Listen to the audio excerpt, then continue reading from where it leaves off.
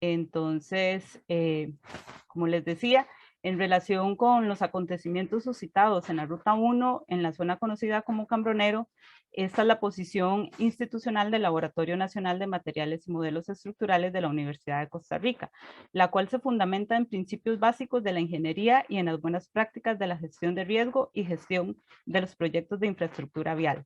El presente comunicado corresponde a una recomendación que realiza la NAME como parte de sus funciones otorgadas por la Ley 8114.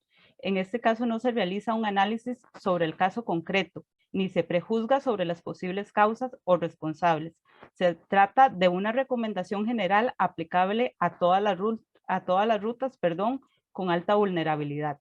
De esta manera se hace necesario incluir en la gestión de infraestructura el concepto de mitigación, entendiendo mitigación como toda acción que busca reducir la vulnerabilidad o atenuar los daños potenciales sobre la vida y los bienes causados por un evento geológico, como un sismo, hidrológico, como una inundación, climático, como las precipitaciones, entre otros. El ANAME ha enfocado sus esfuerzos en realizar de forma oportuna y con gran rigurosidad técnica el análisis de la vulnerabilidad de los distintos elementos de la infraestructura vial como parte de las funciones que le establece la Ley 8114 y que le asigna a esta institución adscrita a la Universidad de Costa Rica. Esta institución, en nombre de todos sus funcionarios y de la Universidad de Costa Rica, lamenta profundamente los eventos ocurridos recientemente y se solidariza con los afectados y sus familias. Reitera su compromiso de mantener las labores de fiscalización con actividades que de una u otra manera buscan aportar de forma práctica y oportuna la mejora en las decisiones que toman las distintas administraciones viales. Como les comentaba, a partir de ahora, la idea es que ustedes puedan hacer sus preguntas. Lo podemos hacer levantando la mano, por favor. Empezamos con Graving. ¿Qué tal? Muy buenas tardes, estimados señores. Son varias consultas sobre el tema de Cambronero. Entiendo que desde el año 2021 se había hecho un informe en el que se había advertido sobre el alto riesgo de derrumbes de Cambronero. ¿Ustedes me pueden ayudar si ese es el único informe del año 2021 con alguna serie de advertencias o ya para las administraciones pasadas o hubo otros informes anteriores que pudieron advertir sobre la situación? Y con respecto al tema del cierre de la ruta que se anunció, básicamente vemos que el caso de la ruta 27 está teniendo el tema del hundimiento. ¿Qué sugerencia o qué observaciones le pueden hacer ustedes a la administración para poder ver cómo estas dos rutas se pueden trabajar de forma articulada o ver cómo se puede dar el flujo de tránsito para una de las zonas más particulares hacia Guanacaste, hacia la zona norte? ¿Cómo lo pueden valorar? Muchas gracias. Gracias, Graving. Roy. Claro que sí, con mucho gusto. ¿Me escuchan? Sí, señor. Gracias, claro que sí, don Graving. Vea, bueno, efectivamente la NAME, como parte de las funciones que tenemos nosotros de estar dándole seguimiento a la infraestructura, funciones dadas por la Ley 8114, hemos venido dándole principal importancia a rutas que están contenidas dentro de lo que llamaríamos los corredores de alta respuesta, la red de alta capacidad. Entonces, le damos seguimiento a lo que pasa en Ruta 1, le damos seguimiento a lo que pasa en Ruta 32, en Ruta 34 y en la Ruta 27 también. En el año 2021, efectivamente en febrero, le hicimos un seguimiento a varios puntos que sabemos históricamente que han tenido problemas de inestabilidad. Nos concentramos básicamente en aquellos puntos que mostraban algún riesgo y los calificamos como dentro de nuestros parámetros como puntos de alto potencial de riesgo de colapso que podrían generar una interrupción del paso, es decir, hundimientos en las carreteras. Eso fue analizado, se identificaron esos 4 puntos en febrero, como le digo, y se remitió la información oportunamente a las administraciones. ¿verdad? Muchos de esos puntos históricamente han presentado problemas, pero no han sido atendidos de forma efectiva. Es decir, se mantenía la situación de alto riesgo de vulnerabilidad. Eso hablando específicamente de lo que es Cambronero. Hablando de la ruta 27, que también es parte de las funciones de la NAME, de evaluarla, de hecho, todos los años, efectivamente tenemos una situación que se presenta en el kilómetro 44 más 500. Este hundimiento es un hundimiento activo, de hecho no es un hundimiento reciente, esta zona viene dando problemas prácticamente desde su puesta en operación allá por el año 2010, ¿verdad? Y nosotros le hemos venido dando ese seguimiento desde ese momento. Actualmente es una situación bastante preocupante para nosotros, porque como les decía, las intervenciones que ha desarrollado la concesionaria en ese sitio no han sido efectivas para detener este hundimiento activo. Es de nuestro conocimiento que dentro de las opciones que la concesionaria estaba evaluando para atender ese punto, una de ellas es la construcción de un viaducto. Esto requiere de expropiaciones y esto requiere de una intervención ingenieril, digamos, de alto impacto, por lo que no estamos viendo esta solución en el corto plazo. Hay que nuevamente recordar que para comunicarnos con el Pacífico tenemos tres corredores. Tenemos Ruta 27, tenemos Ruta 1, es decir, este punto en Cambronero, y tendríamos la opción de Ruta 3, es decir, el Aguacate. Entonces es muy preocupante, porque el Aguacate no es una ruta que permita el paso de vehículos pesados. En el Aguacate tenemos cerca de 7 puentes en un tramo muy pequeño, antes de San Mateo, que básicamente solo permiten, como les decía, un vehículo por sentido. Entonces no es una ruta de montaña, no es una ruta que permita el paso de forma ágil y segura de vehículos pesados. Entonces eso limita mucho lo que es el trasiego de bienes y servicios y de transporte de carga, y lo concentra básicamente en Ruta 1, o sea, Cambronero, y la Ruta 25. Entonces, actualmente tenemos ese grave problema porque la capacidad de la Ruta 27 se ha visto disminuida considerablemente a raíz de este hundimiento que tenemos ahí, que se ha venido incrementando en los últimos tiempos, que es en el kilómetro 44 más 500. Espero haber respondido sus preguntas. Solamente si había otro informe, además del 2021, que se haya realizado anteriormente, es la consulta. Bueno, tendría que revisar un poco los antecedentes y los archivos de los informes de la NAME. Como les decía, muchos de estos puntos tienen históricamente comportamientos. Habría que también hacer una revisión de los archivos de la auditoría técnica de la NAME, que puede ser que haya otros puntos. Nos comprometemos a hacer esa búsqueda y hacer algún tipo de compartir estos documentos que son de índole público. Gracias, Graving. Tenemos a Génesis Castillo. Hola, hola, saludos. ¿Sí me escucho bien? Sí. Sí. La consulta que yo tengo de parte de Noticias Repretel es que, bueno, en el informe se mencionaban varios puntos que están mal. ¿Qué serían las principales características de estos puntos? Las situaciones de riesgo, por decirlo así. No sé si ahí decían problemas de quizás como de alcantarillado. Bueno, ahí se veían en unas fotos también. Entonces, si me podrían explicar un poco esto, cuáles serían las características de esos puntos de riesgo. Claro que sí, con mucho gusto. Roy, perdón. Sí, por favor puedes ver como directamente a la cámara, me piden algunos de los colegas. Ok, listo. Gracias. Ok. Sí, claro, con mucho gusto. Efectivamente, las características de los puntos que hemos venido evaluando, podríamos resumirlas en que estamos teniendo en esa ruta, que es una ruta primaria, son sitios de deslizamientos activos. Es decir, que constantemente hay hundimientos. Algunos de esos puntos fueron afectados por huracanes que generaron una disminución de la sección, es decir, lo que necesitamos para que 2 vehículos transiten por ese punto anda alrededor de los 7 metros, y producto de los derrumbes y producto, digamos, de a pérdida incluso en uno de esos puntos de de un muro de contención, la sección se redujo a aproximadamente 4 metros. para que pasen vehículos en ambos sentidos. Entonces, ahí lo que tenemos es reducción de la sección y una zona inestable. De hecho, ese punto, que es el punto 3, alrededor del kilómetro 66, ha estado dando problemas recientemente por producto de las lluvias.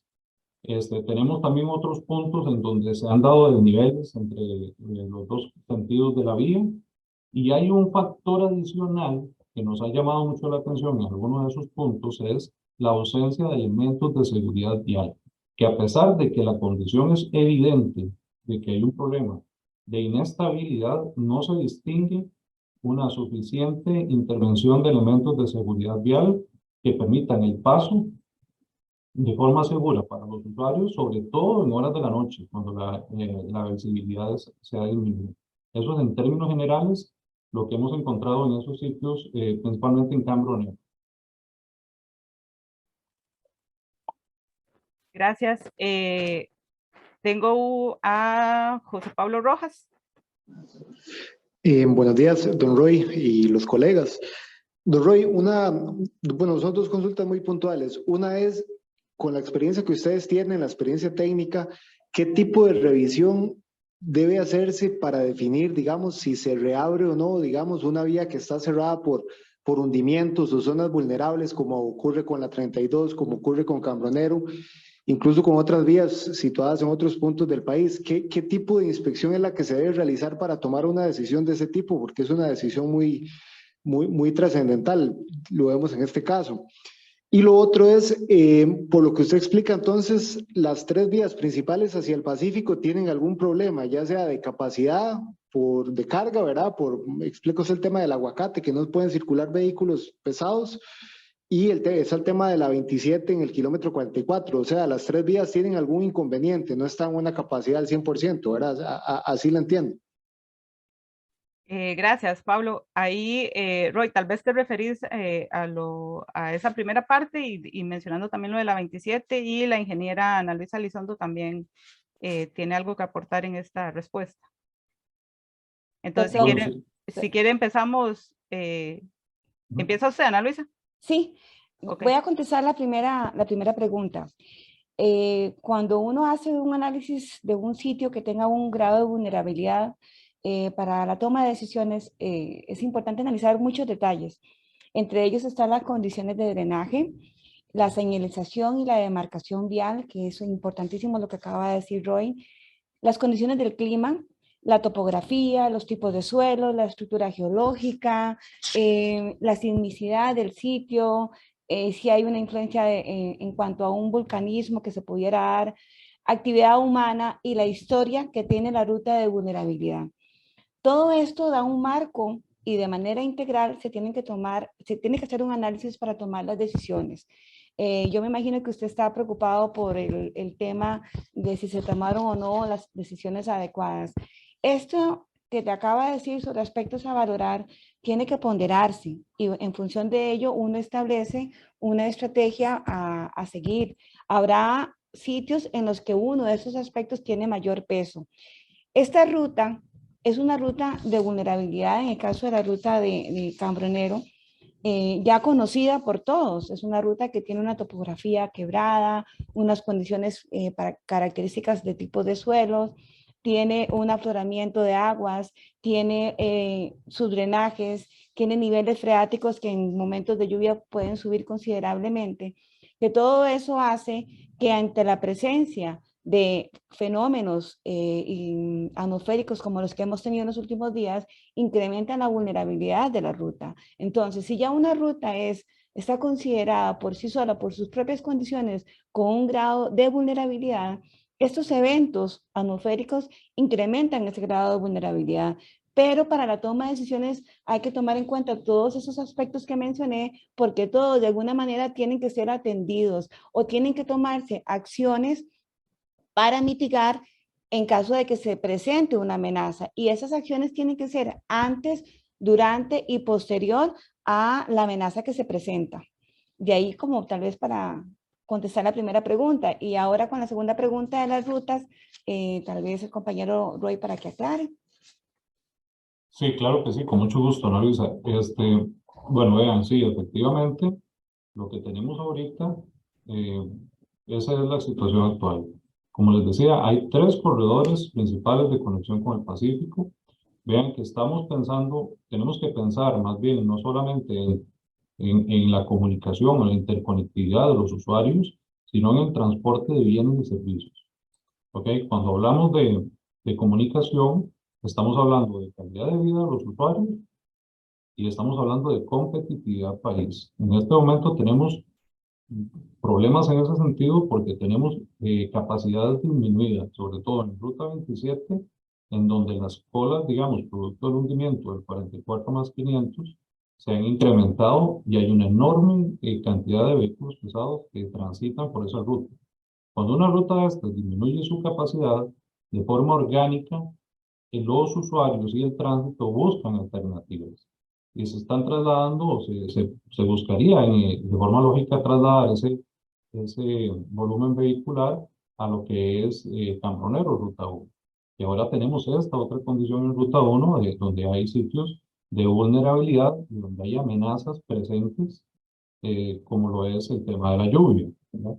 Entonces, sí, efectivamente tenemos una situación ahorita que pues apremia buscar una solución para no afectar el tema competitividad país y la comunicación de los usuarios. Esa es la realidad. Gracias. Voy a hacer una que me llegó al teléfono. El sitio donde ocurrió el deslizamiento el sábado había sido detectado de previo por el ANAME. ¿Es nuevo? ¿Qué sucedió? Bueno, efectivamente, nosotros lo que hicimos fue una valoración de hundimientos en 4 puntos específicos.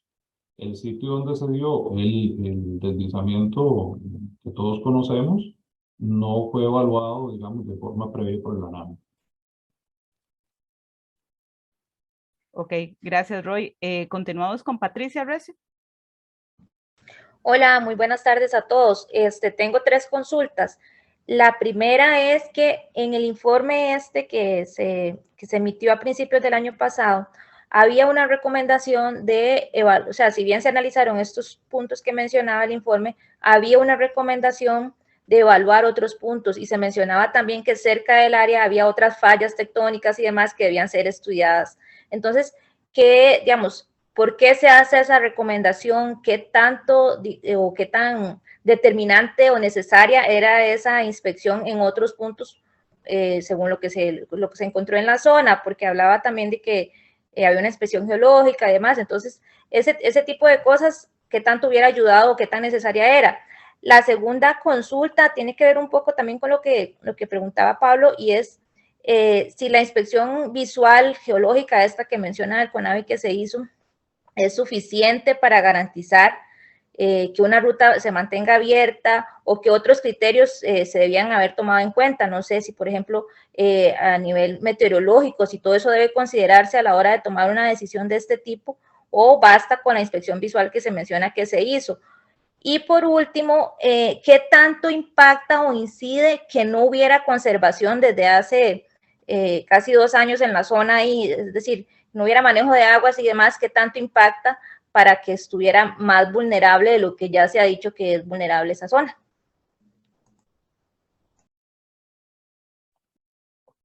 Ok, son varias preguntas.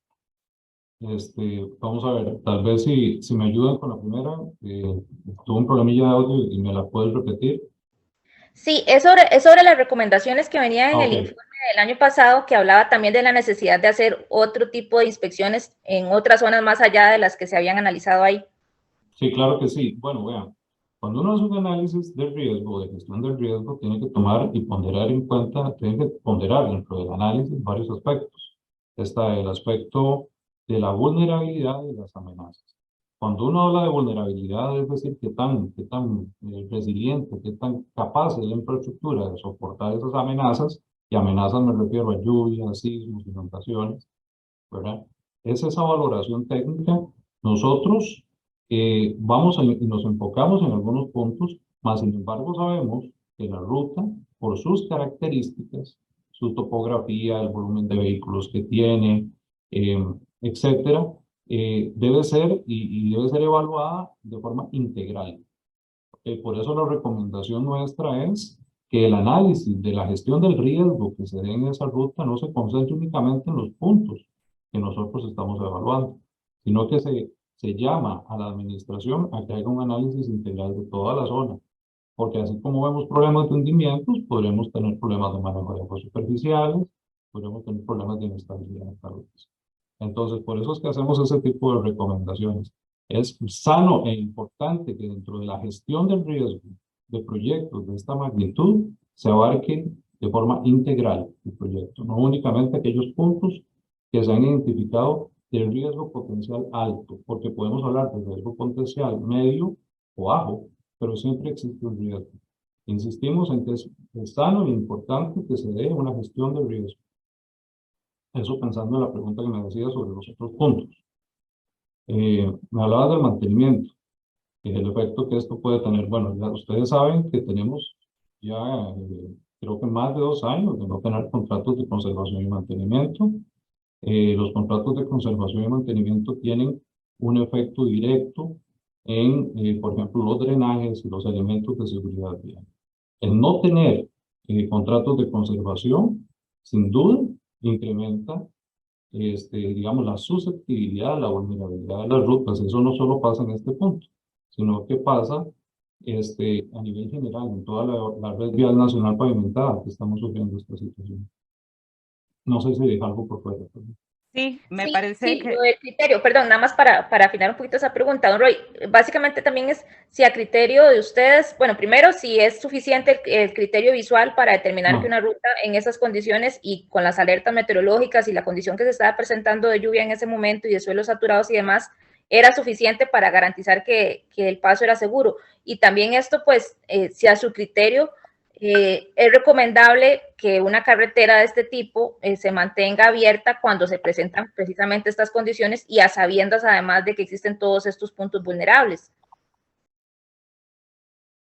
No sé, Vanessa, si te ibas a referir a esto. Gustavo iba a referirse un poco al tema de las inspecciones visuales y creo que también entonces Ana Luisa tal vez podría referirse también como a la última parte de la pregunta.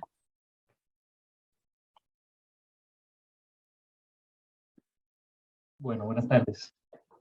Con respecto a esta parte de lo que son inspecciones visuales, en realidad, digamos, una inspección visual por sí misma puede que no sea suficiente. Digamos, una inspección visual siempre va acompañada de algo más. En esta parte de lo que es establecer lo que son las medidas de mitigación, conlleva, digamos, un análisis en donde nosotros tenemos que conocer cuáles son los materiales que tenemos y cuál es la geometría que tenemos. En el caso de nosotros de taludes, uno de los detalles que tenemos que tener en consideración es que las carreteras son obras lineales, entonces nosotros podemos tener algo que visualmente se ve muy parecido, pero por el tipo de suelo, el comportamiento, la medida que nosotros tenemos que aplicar de mitigación va a ser totalmente diferente. En ese sentido, digamos, cuando nosotros acompañamos esa inspección visual con un histórico, que como lo comentábamos anteriormente, todos esos históricos que presentaba Roy, nos dan una idea de cuál es el comportamiento de esa ruta a lo largo del tiempo. Entonces, podríamos establecer, por ejemplo, cómo se ha comportado la ruta ante eventos similares. Puede ser que, digamos, el evento este fin de semana realmente fue un evento extremo que realmente eventualmente nos saca, digamos, del comportamiento que habíamos visto en ese proyecto, pero a partir de él y del conocimiento del proyecto, nosotros podemos evaluar qué otras medidas de mitigación se pueden aplicar. Se hablaba con respecto a la parte del agua.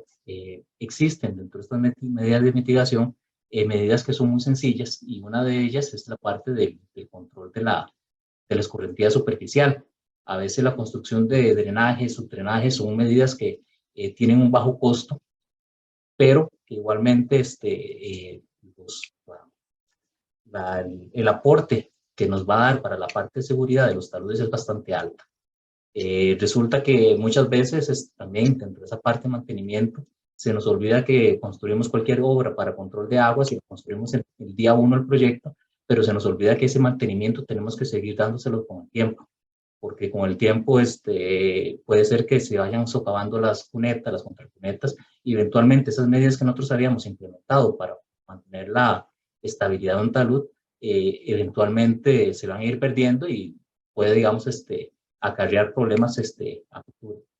Igualmente, regresando a la parte de la inspección visual, la inspección visual es una herramienta muy importante, porque también nosotros podríamos evaluar, digamos, qué otro tipo, digamos, esa parte de cómo cambian las condiciones del talud, podríamos utilizarlo como un insumo para ver qué nuevas medidas de mitigación podemos estar implementando.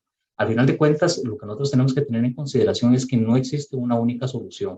Existe todo un leque, una serie de opciones que podemos ir aplicando, que va desde en casos hasta más costosos, que sería la parte de construcción de muros de contención, construir, digamos, anclajes, construir tierras armadas, muchas otras medidas, pero cada una de estas medidas inicialmente parten de una evaluación visual.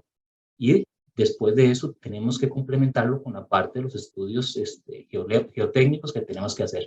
En esa parte del estudio geotécnico nosotros vamos a establecer cuáles son las propiedades de los materiales, cuál es ese comportamiento mecánico que nosotros vamos a tener y poder utilizar eso como un insumo para poder, digamos, diseñar ya medidas acordes a las condiciones que nosotros veamos en la zona. Gracias, Gustavo. Tal vez, Ana Luisa, si concluyes con la respuesta. Sí, tal vez para clarificar un poquito más, todo lo que acaba de explicar Gustavo, algunas de esas son acciones que se hacen antes de que se presente una amenaza. Aquí es donde retomamos el tema de la importancia de un buen plan de gestión de riesgos que permite identificar las amenazas, identificar su impacto, su probabilidad y con ello establecer la vulnerabilidad de una ruta. Esto permite establecer protocolos según sea el momento y según sea el tipo de evento que se dé.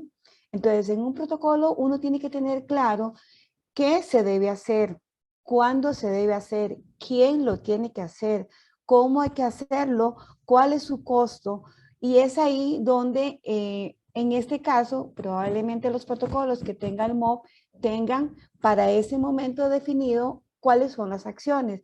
Nosotros desconocemos el protocolo que tiene el MOB, pero en un momento de amenaza, pues habrá algunas acciones de las que ha mencionado incluso Gustavo que se hacen antes para mitigar.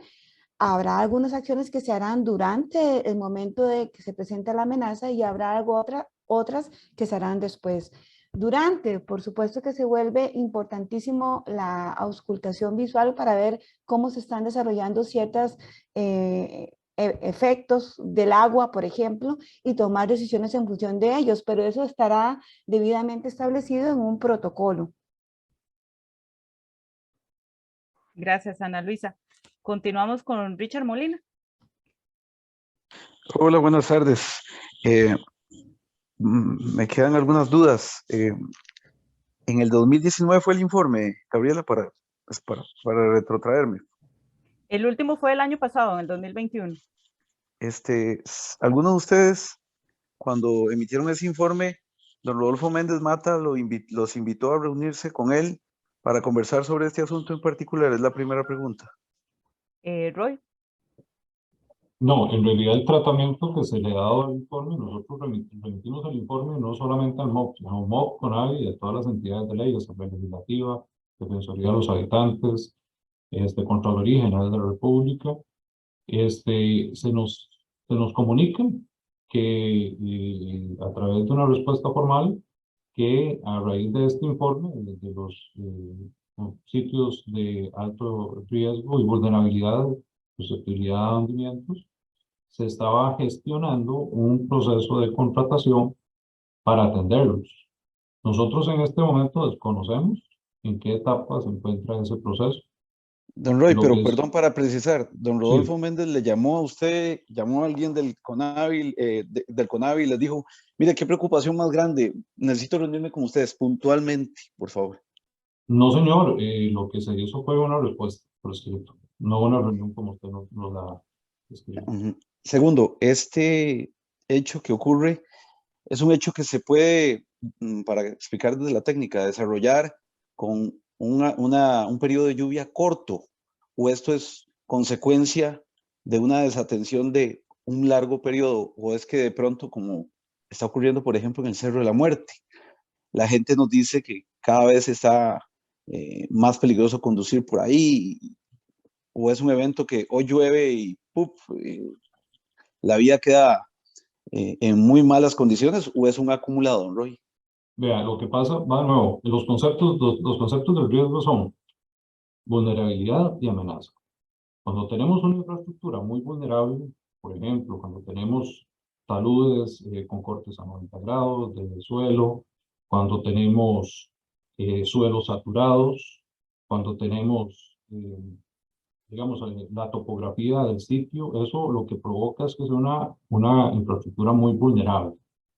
El otro elemento es la amenaza. La amenaza se materializa a través de un sismo o a través de una lluvia. Cuando tenemos una infraestructura muy vulnerable y tenemos una lluvia de distinta intensidad, ¿verdad? Eso va a afectar de forma distinta en función de qué tan vulnerable sea la infraestructura. A lo largo de los corredores, la vulnerabilidad varía, ¿ok? Porque las condiciones del terreno van a variar. Entonces, puede ser, es un tema probabilístico, puede ser que en algunos sitios, con una lluvia de menor intensidad, pero con mayor durabilidad, se afecte de forma más negativa que en otros sitios con una lluvia corta de alta intensidad. ¿Ok? Porque todo va a depender de muchos elementos que lleguen a conjugarse. Como les decía, el tipo de suelo. No hay una receta. No hay una receta para esto. Lo que sí es necesario es identificar la vulnerabilidad y tomar acciones de mitigación ante la presencia de la amenaza. Es decir, la lluvia, el huracán, el sismo, etc. Entonces, como le digo, dependerá mucho de las condiciones específicas, pero sí debe estar bien conocida y bien mapeada las rutas y responder a acciones que deben estar establecidas en un protocolo que es parte de un sistema de gestión del riesgo, tal como mencionaba en la ruta. Mi pregunta surge porque los que estuvimos allí, ahí hay una zona de mitigación y donde ocurre el accidente son 25 metros antes. Es decir, esa zona ya había sido intervenida. Lo correcto era haber intervenido 1 kilómetro más para arriba, 1 kilómetro más para abajo, don Roy, porque esa zona ya había sido tendida y tenía un sistema de mitigación.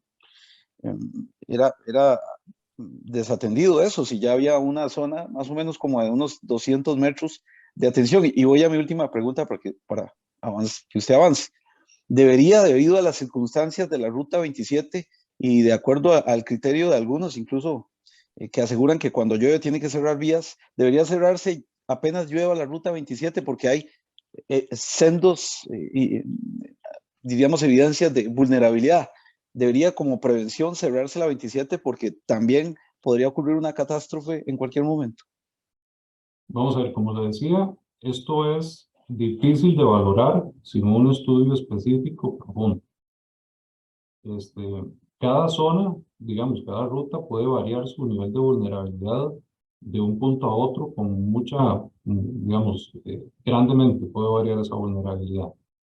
Entonces, decir que si una zona fue intervenida y que debió haberse ampliado la zona, eso debe responder, como les decíamos, a las acciones establecidas en un protocolo. Nosotros por el momento desconocemos el protocolo que está implementando el MOB.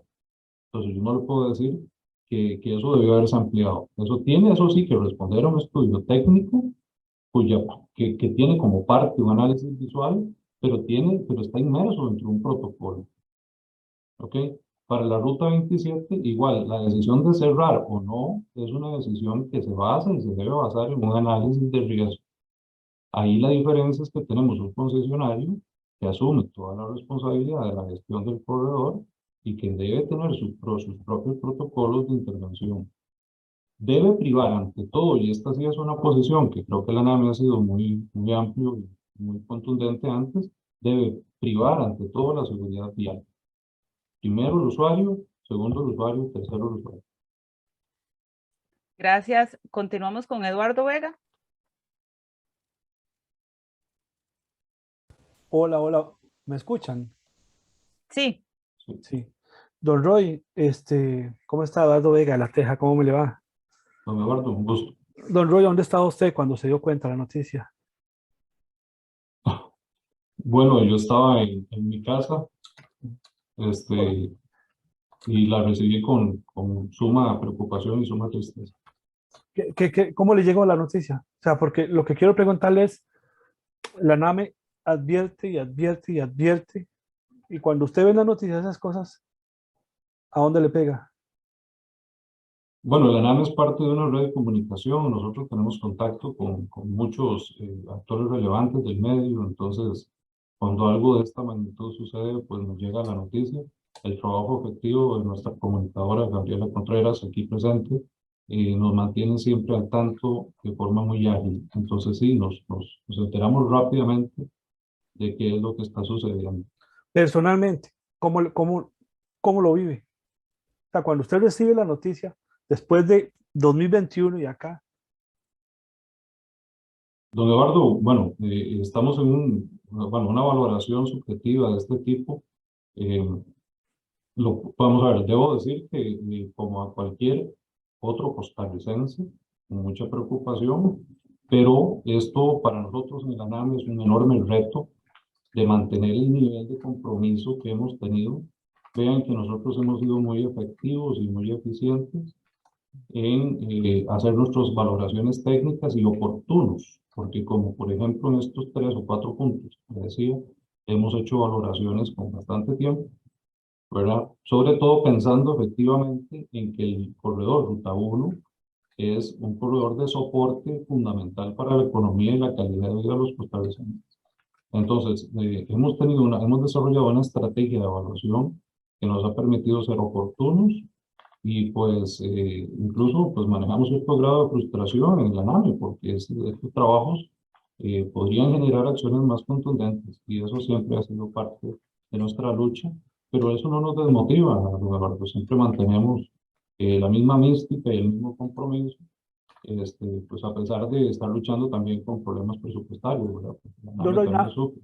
Nada más una pregunta más, cuando oímos en conferencia de prensa de que esto bueno, esto no se podía prever, y, bueno, todo lo que dijeron, cuando Bomberos nos dice a nosotros, mire, es que la señora tiene que revisar la instalación de la casa porque puede haber un incendio, está mala la instalación. Si se le quema la casa a la señora podría decir, mire, es que a mi bombero no me dijo que iba a empezar en el cuarto. Sí, pero se le advirtió que la casa tenía mala instalación. O sea, ahora dicen, bueno, es que esa parte en específico era imprevisible, por supuesto. Pero se les advirtió que toda la instalación de la casa estaba mala y se quemó ahora la casa. Está bien, bomberos no puede prevenir que va a ser en la cocina o va a ser en la sala el chispazo. Pero estábamos bien advertidos. O sea, estamos claros que la naturaleza actúa como quiere. Pero a la hora de las prevenciones, o sea, sí estábamos bien advertidos. O sea, no podemos salir con que es que esto es la mano de Dios. O sea, ya sabíamos, como bomberos, ya nos habían dicho que la instalación estaba mala. Ahora, bomberos no sabe dónde va a estar el chispazo, pero ya lo sabíamos. Eso es así. Se puede usar el mismo ejemplo. Sí, sí, claro.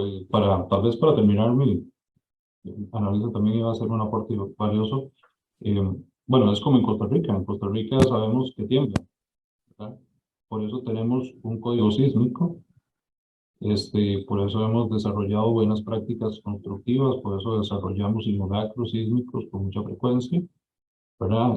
Sabemos que en Costa Rica tiembla. No sabemos cuándo va a temblar, ni qué magnitud va a tener, ni dónde va a estar el epicentro. Pero tenemos que prepararnos. Por eso, el enfoque nuestro en el ANAME es hacia lo que es la gestión del riesgo.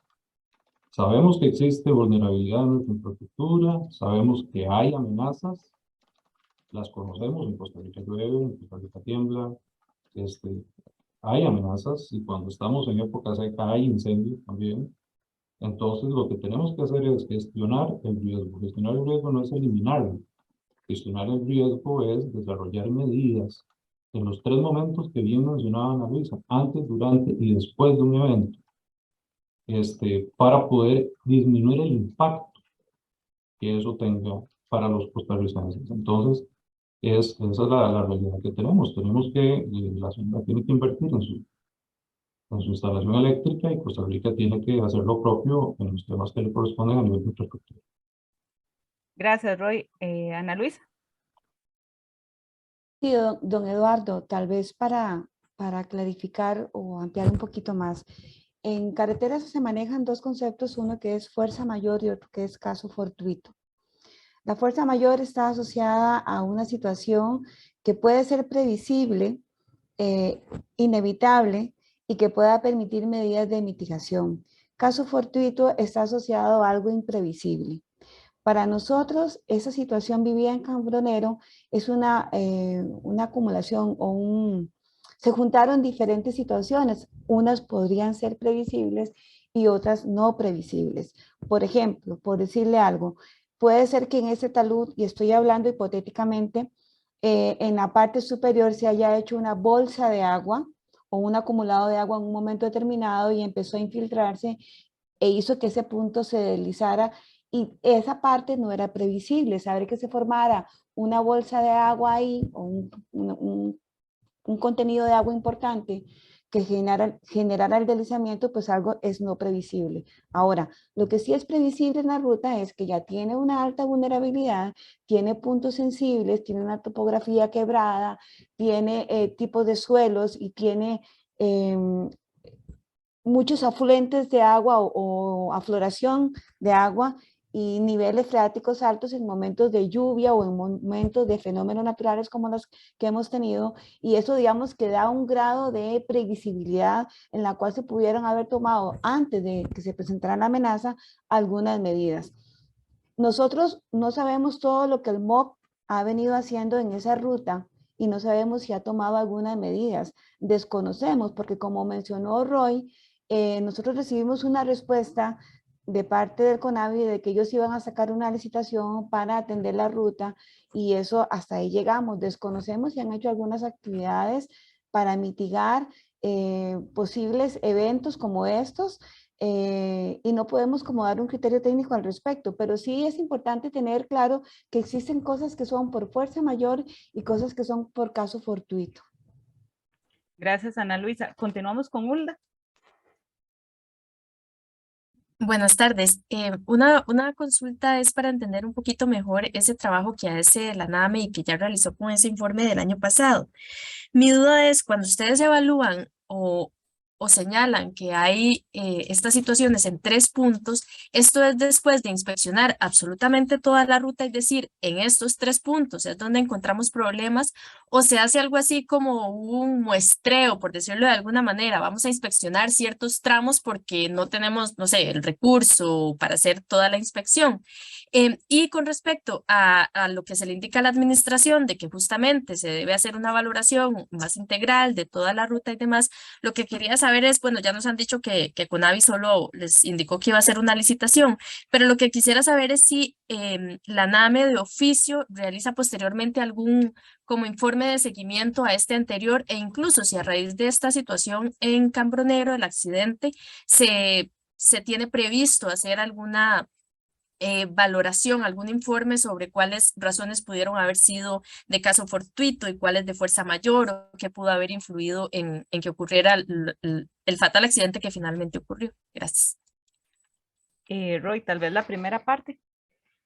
Sí, claro que sí. Cuando nosotros en nuestro planeamiento estratégico, porque también tenemos, usted bien lo menciona, un tema de recursos. No tenemos la capacidad de hacer evaluación de los 5.200, 5.300 kilómetros de la red vial nacional, todo al mismo tiempo, aunque sí tenemos conocimiento, pero no capacidad instalada para hacerlo. Lo que hacemos es que diseñamos un plan estratégico de alto impacto. Entonces nos vamos a las rutas más importantes y buscamos aquellos sitios, hacemos una valoración integral, digamos, del corredor, y detectamos aquellos sitios que nosotros consideramos de riesgo potencial alto. Ahí nosotros hacemos una recomendación a la administración, ustedes saben que la NAME no es vinculante, para que priorice sus labores en esos sitios en donde nosotros hemos recomendado o hemos identificado sitios de potencial alto. ¿Okay? Como le digo, la valoración es básicamente priorizando un poco y optimizando los recursos que tenemos. Esa es la primera parte de tu pregunta.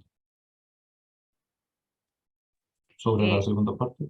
Sí, sobre la segunda parte, Ana Luisa. Tal vez nada más, si me permite antes, nada más para una repregunta sobre esto, don Roy. Digamos, ustedes hacen la valoración integral de toda la ruta y dicen, bueno, les recomendamos que prioricen estos puntos, pero ¿hay algún, por ejemplo, en esta otra parte que no se encuentra como un riesgo de potencial alto? En el informe se señala en algún momento si hay otro tipo de riesgo, o sea, de las otras partes donde no se señalan como potencial alto, pero que haya algo así como bueno, en esta parte igual valórenlo porque hay un riesgo medio o no, solamente se concentran en esos puntos de potencial alto. Correcto. Nosotros desarrollamos modelos de riesgo y vulnerabilidad que identifican, por ejemplo, lo hemos hecho en la ruta 32. Nosotros tenemos mapeado todo el corredor ruta 32 y lo clasificamos por niveles de riesgo.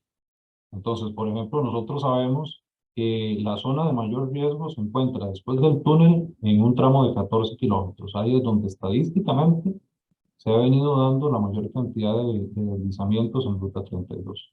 Entonces, nosotros desarrollamos modelos de susceptibilidad y riesgo, ¿verdad? Pero nos concentramos en hacer las recomendaciones a la administración en aquellos sitios donde detectamos que hay un riesgo potencial alto, porque también sabemos que esto es un tema de gestión y sabemos que la administración no tiene tampoco recursos infinitos, entonces lo lógico es que se concentre en aquellos sitios. Entonces, si se materializa un problema, la afectación para el país va a ser mayor. En relación con otra de tus preguntas sobre el seguimiento, que lo vamos a hacer, nosotros efectivamente desarrollamos procesos de seguimiento. Lo que vamos a esperar en este punto específico es que la administración desarrolle sus protocolos de intervención, ¿verdad? Que analice el sitio, que haga las labores propias de la administración y en el momento que se vuelva a habilitar el paso, nosotros vamos a darle seguimiento a la condición de la ruta. Ahí podremos identificar otros sitios de potencial riesgo y hacer las observaciones oportunas a la administración para que se tomen las acciones. Don Roy, entonces, perdón, este mapeo como que el que tienen de la 32 como tal, así mapeado, como usted lo mencionaba, y estos son de más riesgo, tal vez de menos riesgo, no existe para la ruta esta, digamos, de la cual estamos hablando. Ese es un proyecto que está en proceso, todavía no está terminado, está en proceso. Ok. Sí, me interesaba saber como si sobre este punto en específico había, aunque no se hubiese detectado en ese informe como un riesgo alto, había algún tipo, ¿verdad?, de valoración del punto exacto en el que ocurrió el accidente. Sí, no, por el momento no se ha publicado, pero está en proceso de desarrollo. Además, tal vez agregar ahí que desde el 2011, además de los informes que ha hecho la Unidad de Gestión y Evaluación de la Red Vial, que es la que coordina Roy, en el 2011 también se hizo una a través de la auditoría técnica. Todos estos informes están en la página web de la NAME, entonces también los pueden consultar ahí. Pero sí es una ruta, digamos, a la que el ANAME le viene dando seguimiento desde hace muchos años y donde se tiene una gran cantidad de documentos, ¿verdad? Donde se considera todo este tema de vulnerabilidad. Ana Luisa, tal vez ya para concluir la respuesta a Hulda sobre la visita. Sí, Hulda, nada más, bueno, antes de contestarte lo de la visita, sobre el tema que hablaba ahora Gabriela, si es un informe del 2011 que voy a aprovechar para decir muy rápido algunas de las recomendaciones. Se hablaba desde el 2011 de la necesidad de hacer una señalización adecuada, sobre todo el tema de sistemas de contención, que era importantísimo en esa ruta, sobre la necesidad de hacer estudios completos y pertinentes de carácter geotécnico, sobre la necesidad del manejo de las aguas, sobre la necesidad de un mantenimiento constante, porque se identificaron en ese momento varios puntos de deslizamiento activos. Esto es para que lo tomemos en cuenta. Y después, para contestarle a Hulda sobre la posibilidad de visitas, sí se tiene planificado realizar una visita al sitio una vez que el CONAVI haga sus acciones de intervención y permita la apertura segura a los usuarios para que nosotros evaluemos y hagamos una valoración del sitio, en este caso en conjunto de PITRA con el programa de geotecnia que hay en el ANAME. Gracias. Voy a leer una pregunta que tenemos en el chat. Tanto el ministro como el director del CONAVI definieron el evento como imprevisible. Considera la ANAMI que eso describe la tragedia de Cambronero, era evitable, se debió mantener la ruta cerrada. CONAVI argumenta que hicieron una inspección visual para cumplir con el protocolo, esa técnica científica. Creo que ya se ha respondido un poco, ¿verdad? Pero tal vez redondeando ahí podemos ampliar un poquito. Bueno, yo me refería a este tema hace un rato sobre la situación de que hablábamos de caso de fuerza mayor o caso fortuito. La fuerza mayor se relaciona con eventos de la naturaleza, pero permiten una previsibilidad. O sea, es inevitable, pero uno puede prever. Por ejemplo, normalmente cuando se habla de que viene la época de lluvia, se recomienda limpiar las cunetas, las alcantarillas y demás como una acción preventiva para evitar problemas de socavación en diferentes estructuras de la carretera, y eso es una medida de mitigación o es una medida oportuna. Luego viene el caso fortuito, que es algo que es imprevisible. Por ejemplo, resulta imprevisible un terremoto, aunque yo pueda establecer que el país tiene una alta sismicidad, evidentemente no puedo decir en qué momento vamos a sufrir por un evento telúrico. Eso es lo que lo convierte en imprevisible. Sin embargo, nosotros diseñamos considerando la condición del país en cuanto a la sismicidad. De igual forma, también hemos venido hablando sobre carreteras resilientes, donde se debe tomar en cuenta los cambios climáticos que tenemos actualmente para establecer estructuras y carreteras que tengan la capacidad de soportar este tipo de situaciones. La imprevisibilidad, no sé cuáles han sido los argumentos que establece el MOB para eso, pero como dije hace un rato, la ruta ya es conocida como una ruta vulnerable por su topografía, por el tipo de suelo, por la floración de agua, por los niveles freáticos que se logran alcanzar en invierno, y ha sido una situación evidenciada con los diferentes deslizamientos que ha tenido esta ruta a través de la historia. Históricamente tenemos registros de deslizamientos, de manera que la presencia de tormentas, temporales fuertes, huracanes, lo que hace es incrementar la probabilidad de que ocurran deslizamientos, y es ahí donde retomamos el tema de la importancia de un plan de gestión de riesgos. Recalco y enfatizo en que nosotros desconocemos si el MOB CONAVI tiene un plan de gestión de riesgo, pero insistimos en este tema porque creemos que es importante que sea un plan bien planteado o bien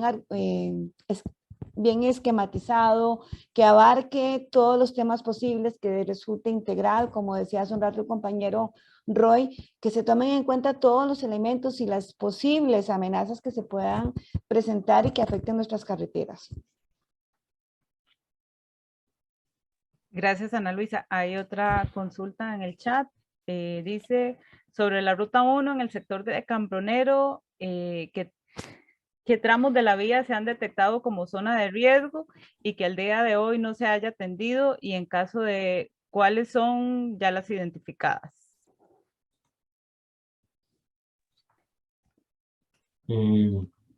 Bueno, sobre esta pregunta, como les digo, existen mapeados ciertos puntos que sabemos históricamente que son de alto riesgo. Tenemos ya varios mapeados en Ruta 27, hemos sido en eso bastante incisivos y bastante detallistas. Ahora en Cambronero sabemos que tenemos graves problemas en la Ruta 32, sabemos que tenemos problemas en Ruta 30 en Ruta 2, allá por el Cerro de la Muerte, tenemos problemas de zonas de deslizamiento y hundimientos, y tenemos también problemas similares de deslizamientos en Ruta 36, allá por Limón, cerca de la frontera sur. Tenemos algunos puntos ya claramente identificados, estamos desarrollando un proyecto para identificar esto a nivel nacional, que va a ser un gran insumo para la administración, para identificar esos sitios de vulnerabilidad. ¿Ok? Puede ser que hayan incluso más sitios que excedan, digamos, estos análisis que hemos hecho en rutas secundarias o rutas terciarias. Pero como les decía, nuestro objetivo ahorita es concentrarnos en aquellos corredores logísticos de interconexión, trasiego de bienes y servicios, que son fundamentales para la calidad de vida y la competitividad del país. Gracias, Roy. Hay otra consulta, dice, a partir de la alta probabilidad de riesgo de esa ruta, ¿el deslizamiento en Cambronero fue fuerza mayor o caso fortuito?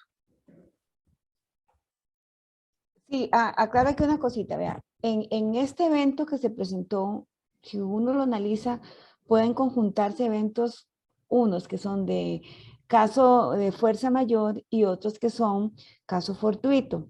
Por ejemplo, un caso de fuerza mayor que está asociado con la naturaleza es que ya teníamos advertido de que venía una onda tropical o una tormenta y pues estábamos conociendo que eso iba a suceder y que había una probabilidad de lluvias altas. Pero cómo esa lluvia va a afectar un punto específico es difícil que alguien lo pueda determinar con exactitud. Como decía Roy hace un rato, puede ser que esa lluvia a un punto no le afectara considerablemente y a otro lo afectara de manera importante porque depende de lo que haya en el suelo, el subsuelo, la porosidad del suelo y digamos, no sé, las diaclasas o ese tipo de elementos geotécnicos o digamos estructuras propias del suelo que puedan influenciarse. ¿Y qué otra cosa puede ser caso fortuito, que era imprevisible? Bueno, lo que dije hace un rato, que digamos se hizo una bolsa de agua en la parte más alta de la montaña. Eso pues yo no sé si sucede, pero podría ser una razón. Creo que tal vez puede caber más en un caso de fuerza mayor que un caso fortuito, porque ya la ruta estaba declarada con cierta vulnerabilidad y eso, pues de alguna manera, nos da un anuncio, nos da información, tenemos información que advertía sobre eso. Pero hay que analizarlo más profundamente para establecer cuál de los dos casos, pero hay una tendencia a que sea más fuerza mayor que caso fortuito. Gracias, Ana Luisa. Tenemos otra en el chat que dice, sobre la consulta sobre ruta 1, ¿podría puntualizar de los puntos identificados? En esa ruta en específico, el estudio del 2021 contemplaba el tramo de la emergencia u otros sectores. Roy. Perdón, estaba sin audio. Sí, no, efectivamente, los sitios que nosotros identificamos, vamos a ver, están ubicados desde el kilómetro 58 hasta el kilómetro 70, el punto 4. El sitio del deslizamiento se ubica entre el punto 3 y el punto 4, es decir, entre el kilómetro 66 y el kilómetro 70. Es decir, está ubicado dentro de los sitios, digamos, que nosotros identificamos con problemas de deslizamiento, de inestabilidad de la vía, ¿verdad? Que es una patología distinta a la que estamos viendo ahorita, que es la inestabilidad de un talud, que está ubicado dentro de los análisis que realizamos, enfocándonos precisamente en esa parte, la inestabilidad de la vía. Gracias. Creo que ya no tengo más consultas en el chat. No sé si me queda alguien con la mano levantada que no lo hayamos atendido. Gaby, nada más una pregunta de forma. Okay. El jueves, don Roy, don Mauricio se va a reunir con ustedes. ¿Hace cuánto una autoridad del CONAVI no se reúne con ustedes? Tengo entendido que en la administración pasada más bien no hubo un acercamiento y ahora don Mauricio Batalla se va a reunir con ustedes el próximo jueves. Él me lo acaba de precisar. ¿Qué le parece este acercamiento de parte de las nuevas autoridades del CONAVI? Bueno, yo desconocida de la visita. Bueno, el ANAMI siempre tiene las puertas abiertas a todas las administraciones, ¿verdad?, que han pasado por aquí. Sería pues más que bien recibido don Mauricio Batalla y cualquier otro de los jerarcas del ministerio, por lo menos siempre ha sido la política nuestra en el ANAMI. Sí, efectivamente tenemos la visita programada con el director del CONAVI para este jueves. Ya la teníamos programada desde hacía varios días. Ok, entonces... Que dicho sea, nos parece muy bien. Nos parece muy bien el acercamiento y para nosotros siempre, como dice Roy, tenemos las puertas abiertas a a cualquiera, digamos, de la parte de la administración que quiera acercarse a nosotros para consultarnos, para asesorías, para entender un poco más la dinámica de la NAME, pues para nosotros siempre es bien recibido ese tipo de visitas. Doña Ana Luisa, ¿me puede precisar hace cuánto no se reunían con un director de CONAVI, por favor? Bueno, no podría precisarle, pero sé que en los últimos 3 años sí hemos tenido un acercamiento el año pasado con la antigua directora. El año pasado sí tuvimos algunas reuniones para coordinar algunos temas asociados con normativa, manuales y algunas colaboraciones. Gracias. Gracias. Patricia, todavía tiene la mano levantada. No sé si tienes alguna otra consulta. Sí, perdón, es que yo quisiera precisar el tema de la inspección visual porque la explicación de don Gustavo lo que se interpreta un poco es de estas inspecciones como insumo para tomar medidas de mitigación, pero específicamente, digamos, a la hora de tomar decisiones tras un evento como el que ocurrió, pues que ya había un derrumbe que recién se acaba de limpiar y demás, ¿qué otros criterios, además de la inspección visual, deben sustentar la decisión de abrir una carretera tras un evento como el que se estaba atendiendo el sábado? O si en ese caso la inspección visual es lo suficiente. Roy, ahí puedes. Sí, claro. Vamos a ver, la inspección visual es una parte fundamental de todo proceso de decisión. ¿Ok? También Gustavo ahorita nos puede complementar. De hecho, es el primer escalón que uno como ingeniero, como experto, digamos, toma para poder desarrollar. A partir de ese análisis, porque es que se ha querido, digamos, tal vez minimizar la importancia de lo que es un proceso de inspección visual. A partir de ahí se toman decisiones de desarrollar estudios y análisis más profundos, si es del caso. Pero es válido como parte de un protocolo, es parte de un protocolo. Digamos que no es únicamente esa la acción que se ejecuta, pero sí es parte habitual para hacer una evaluación, una inspección de estos elementos de las infraestructuras viales. Perdón, ¿y qué otros elementos deberían complementarla para tomar una decisión de ese tipo, específicamente después de un evento? Bueno, es que va a depender mucho de las características específicas, digamos, que se están analizando del caso particular. No es lo mismo hacer una evaluación de un puente que de un pavimento, que de un talud. Dependerá incluso entre taludes, digamos, si el talud tiene tales condiciones, si es un talud de suelo, si es un talud de roca. Pero a partir de la inspección visual es que se decide cuáles son los pasos siguientes.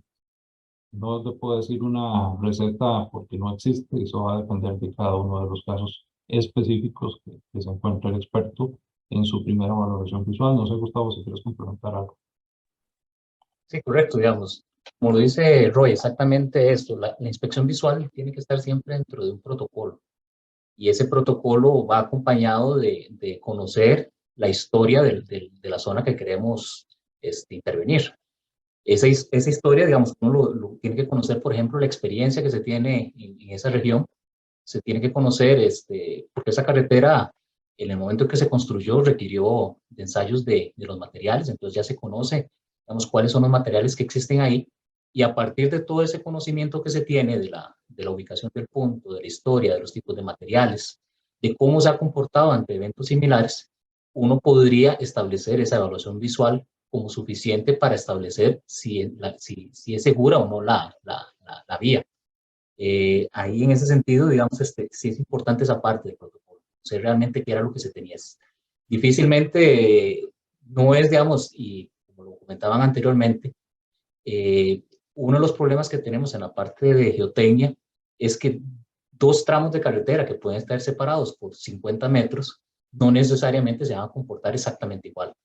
Ahí los materiales, y nosotros, una de las particularidades que tenemos aquí en el país es que los materiales, los tipos de suelos que tenemos cambian de cada 25 metros, cada 50 metros tenemos materiales que, aunque pueden ser similares, su comportamiento mecánico es diferente. Entonces puede ser que un talud en cierto punto se comporta bien ante un evento de lluvias, pero a los 100 metros ese otro talud no se comporta exactamente igual. Y al final, cuando nosotros definimos alguna medida de mitigación o cualquier obra de contención que vamos a utilizar, tenemos que analizar cada uno de esos taludes como proyectos totalmente diferentes, que lamentablemente a veces uno ve que llegan y en los proyectos y se asume que esta solución va a ser la que podemos aplicar en todo el proyecto y no necesariamente es lo correcto. En algunos casos, la ventaja que tenemos en ingeniería es que tenemos una gran variedad de alternativas. En algunos casos podemos utilizar modos de contención, podemos utilizar simplemente control de aguas, podemos utilizar anclajes, podemos utilizar pilotos, hay muchas opciones. Al final de cuentas, a partir del conocimiento que nosotros tengamos, podemos establecer qué es lo que nosotros necesitamos para un punto específico. Pero todo, al final de cuentas, la inspección visual no, como decía Roy, no la podemos descartar. Al final de cuentas, en ingeniería siempre empezamos por esa parte. El ingeniero, con su experiencia, con el conocimiento que tiene de materiales similares, puede establecer, digamos, qué es lo que uno puede esperar del material. Entonces, ahí sí es importante que se tenga esa expertise, esa experiencia, ese conocimiento histórico de la zona y del material que vamos a estudiar. Yo nada más quería agregar la importancia del monitoreo.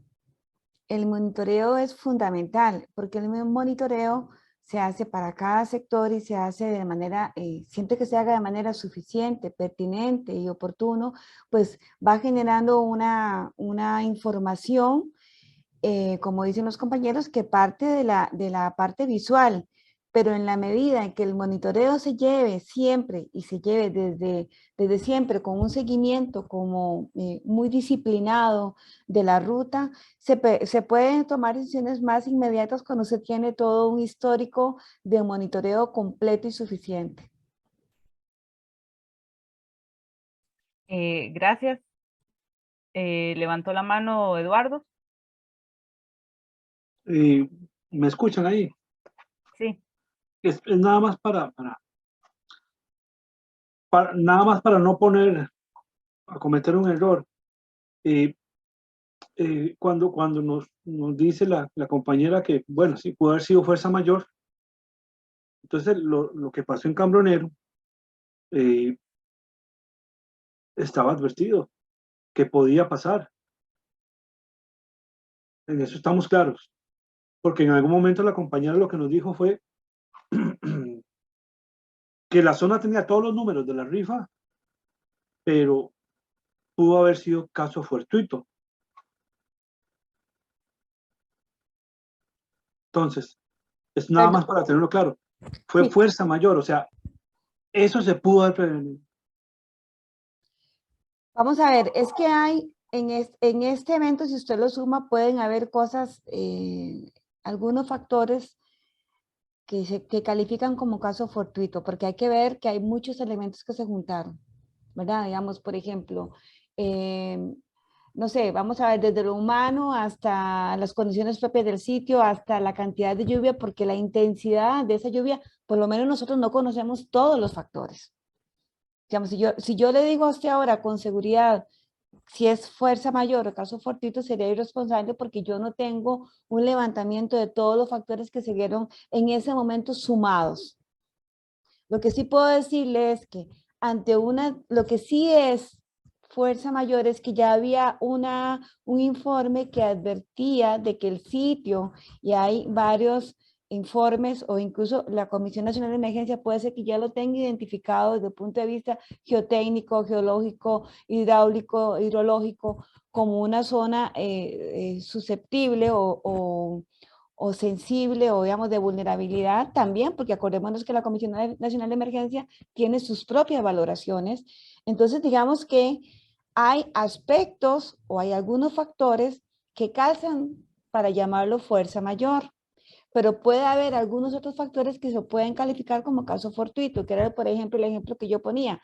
Supongamos que hubiera habido una bolsa de agua que se formó, porque cuando usted ve el deslizamiento que quedó, o sea, cómo quedó el terreno, se ve una caída de agua.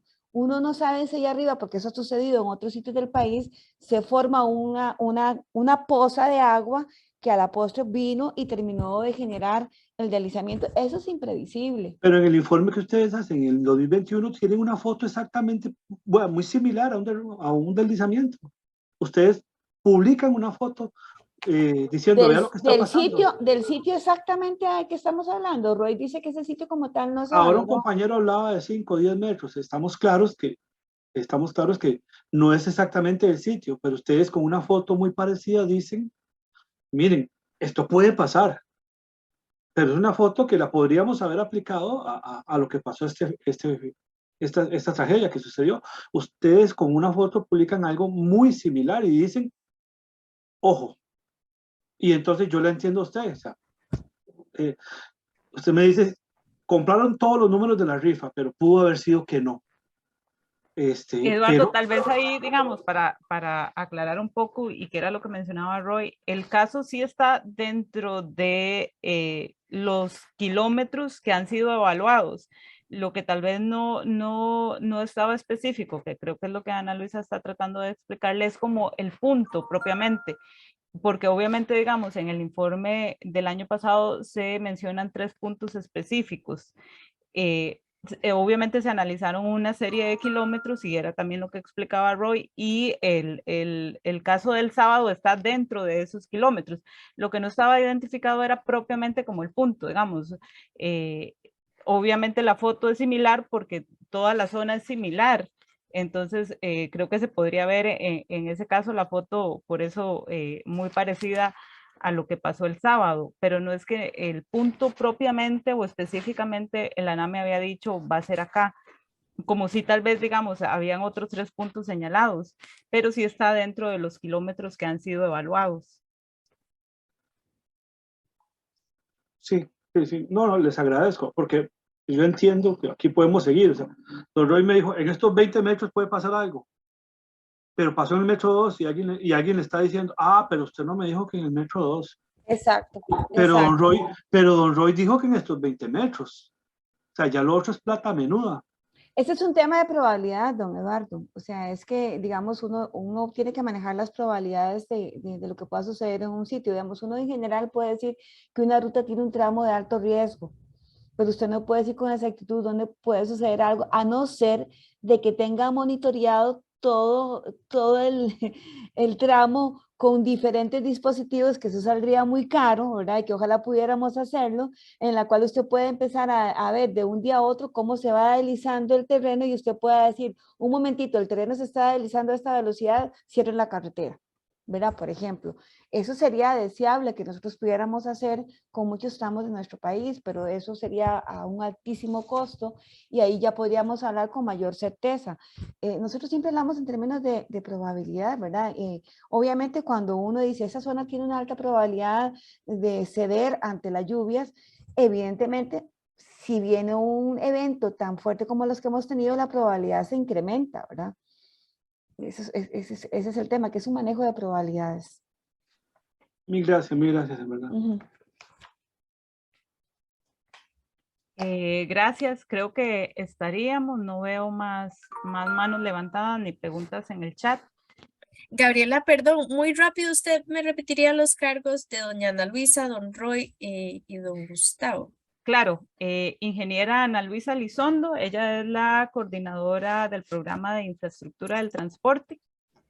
Ingeniero Roy Barrantes, coordinador de la unidad de gestión y evaluación de la red vial nacional, y el ingeniero Gustavo Badilla forma parte del programa de ingeniería geotécnica. Muchas gracias. Con mucho gusto. Agradecerles a todos por el espacio. Voy a bajar la grabación y se las hago llegar apenas la tenga lista. Que tengan muy buena tarde. Buenas tardes, muchas gracias. Buenas tardes, muchas gracias. Gracias, buenas tardes.